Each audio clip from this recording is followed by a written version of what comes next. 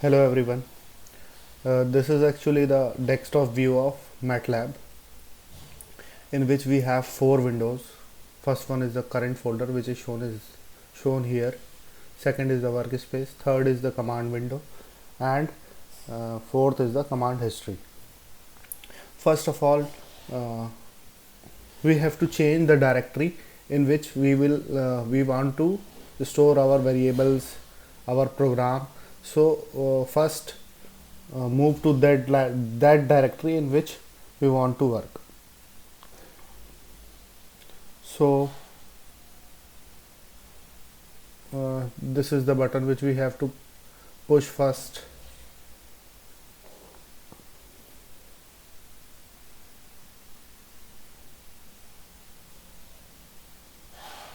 Just clicking on this.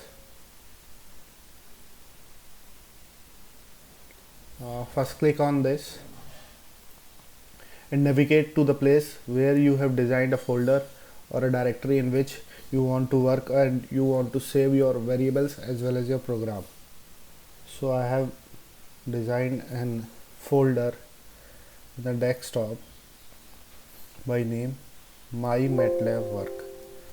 So I switch to that folder and start doing or start saving my work in this folder. So first start with clearing the command history. So I clear this command history. Now let's start with the basic programming or introduction to the programming. If we want to assign any variable a constant value, we can write directly a equal to 5 and then press enter. This will give you a variable a in workspace with value 5. Now if you want to assign any another variable b equal to 6, and I will put over here semicolon, this command will run and the value of b will be stored in workspace but not will be visible on command history. Let's press enter for that. You can clearly see that in command history b is equal to 6 is executed, but it is not shown here that b is assigned 6.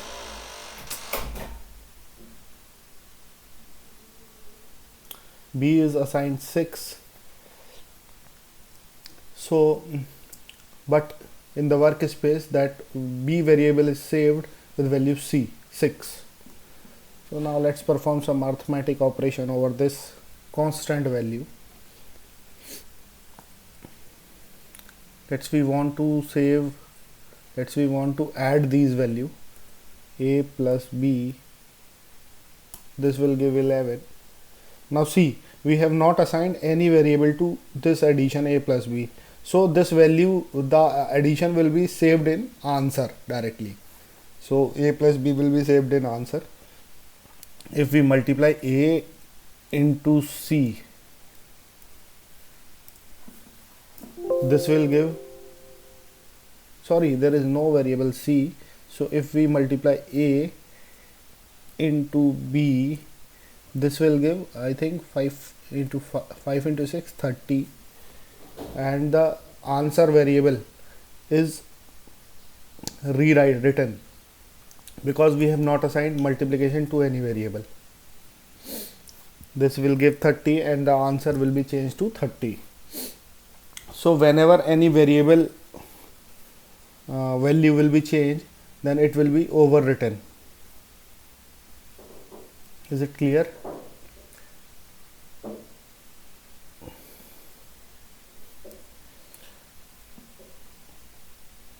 Now if we want to subtract, then we can easily subtract a minus b. This will give -1. If we want to divide a divided by b, this will give 0.833. Another way you can do like that, you can assign any variable c equal to a plus b. Now this a plus b will be saved in c. The new variable is formed with value c is 11. Next we will define C1 equal to A multiplied with B. This will give 30, and C1, a new variable is formed, as you can see in workspace. In a similar way, we can define C2 equal to A divided by B. This will give 0.833. I think all this is clear to you. Now if you want to clear this command window, you have to simply write CLC. This will wipe out all the command which you have executed from the command window. Is it clear to all? And if you want to clear out all these variable from workspace, then you have to simply write clear all. This will clear all the workspaces which have formed so far. Let's start with the vector first. Now vector assignment is very simple. If you want to make a column vector or a row vector, it is very simple to write a command. Simply take an vector A equal to, use a square bracket and directly put the values 1, 2, 3, 4, 5, and just when you click enter, this will give a row vector.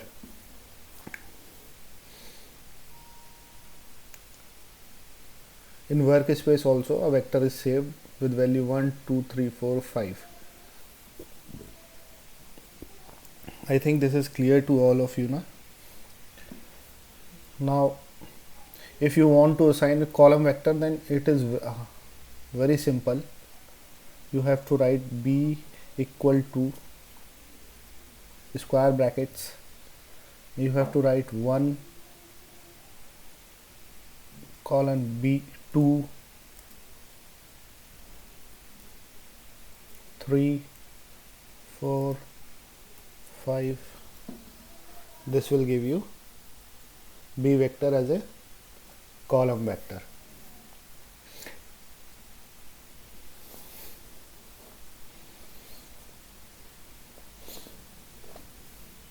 Now you can perform different tasks on these vector. If you want to transpose, then it is very simple. You have to assign C equal to A transpose. For transpose you have to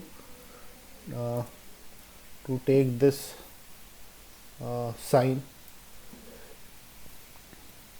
This will give you C, and C is, as A is a row vector, then C will become column vector, and vice versa. If you want to convert C equal to C transpose, this will give you a row vector. Let's check. C will change to a row vector.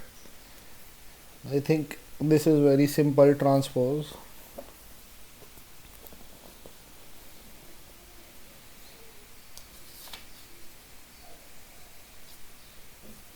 Now if you want to create evenly spaced row vector,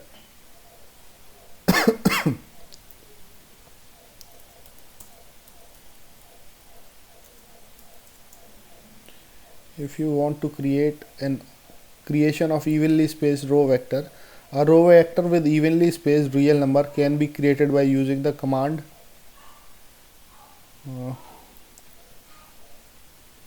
let's assigning a variable t equal to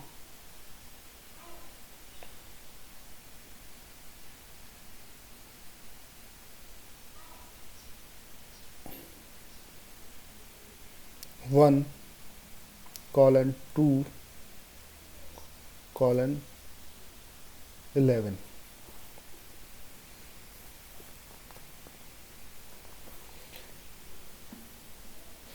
In this 1 is the initial value, and this 2 is the step size or increment, and this 11 is the final value. Whenever you execute this,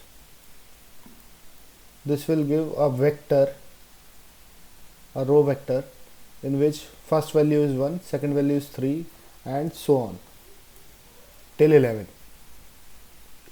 Look at over here, 1 was added with 2, this will give 3, 5, 7, 9 and 11 till maximum value.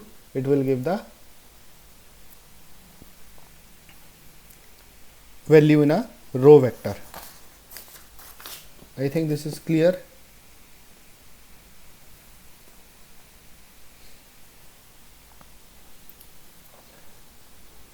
Let's assign another vector, design another vector which is evenly spaced. Let's initial value is -12 and increment of 1 until 12. This will give you this vector t, which have 25 elements, -12 to +12, after adding 1 to each term.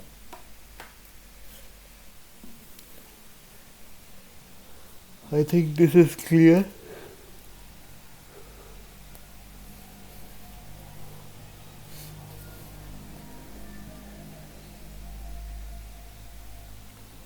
To all of you, let's take another example in which we will take 2 0 only negative elements in a vector. Let's assign a vector a equal to, and value start from -20, and the term which will we have to add step size is let's take 5, and till 0 we have to give. I think this will give a vector which is -20, -15, -10, 5, -5 and 0.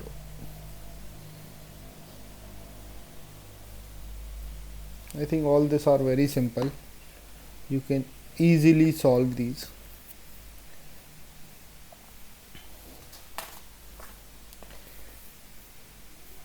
Next are some useful command on an array. First one is sum. Sum is a function in which you can give the value of any array. This will give you the addition of all the elements. We have a with value -20, -15, -10, -5 and 0. Whenever you add all these values, this will give you 50. This command will add all the values directly. Next is mean.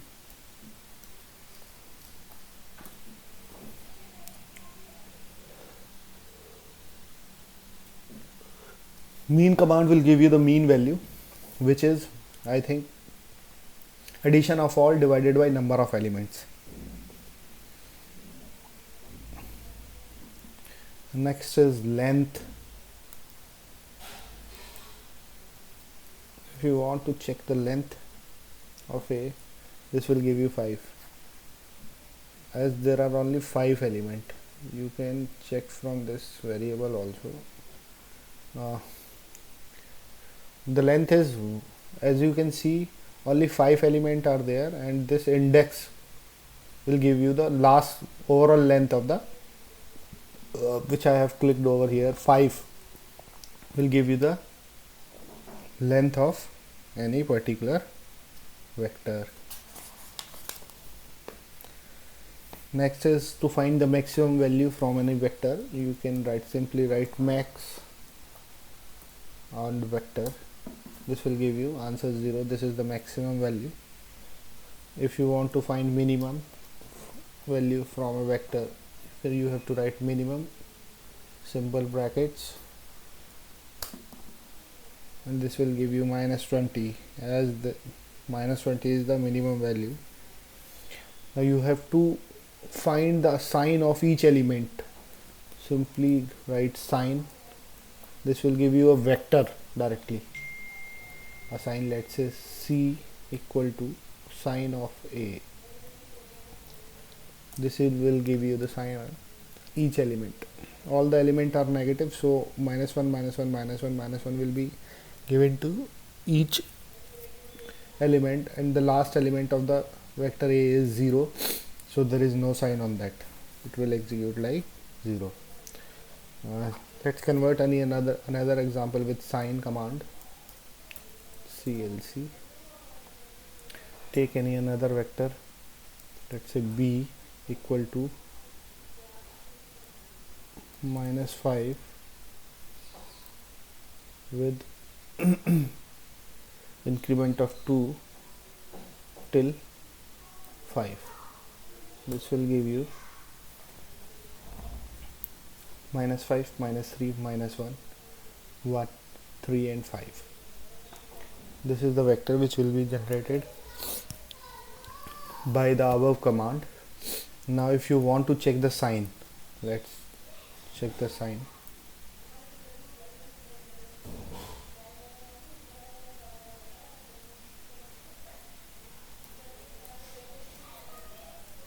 Sign of B will give 3 elements are negative, so it will give minus, and 3 elements are positive, then this will give positive plus 1. I think this is clear to all. Next is product. If you want to find the product of all the elements in an array, you can simply write product PROD in bracket and give the array to that function, and this will return you the product of each element, multiplication of all the elements.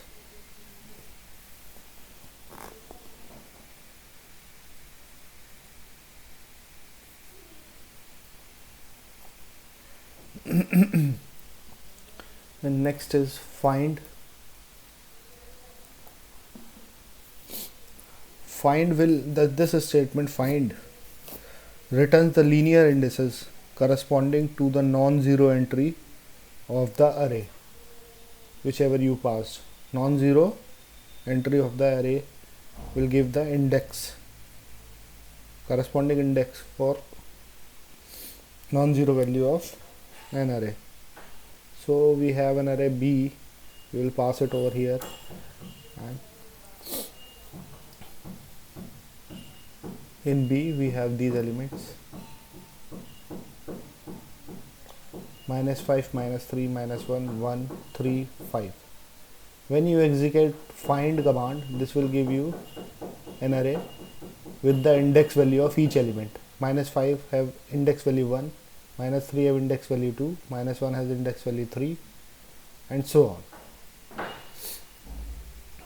I think this is clear to all.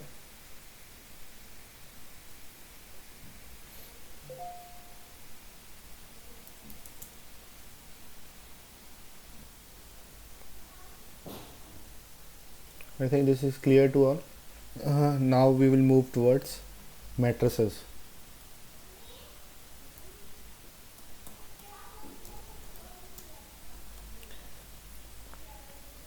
In matrices we have to assign data in square brackets with row first, then row second, and then if you have another row, then you can add another row also. A equal to, let's we have 3 cross 3 matrix. The first row is 1, 3, 5, then this semicolon,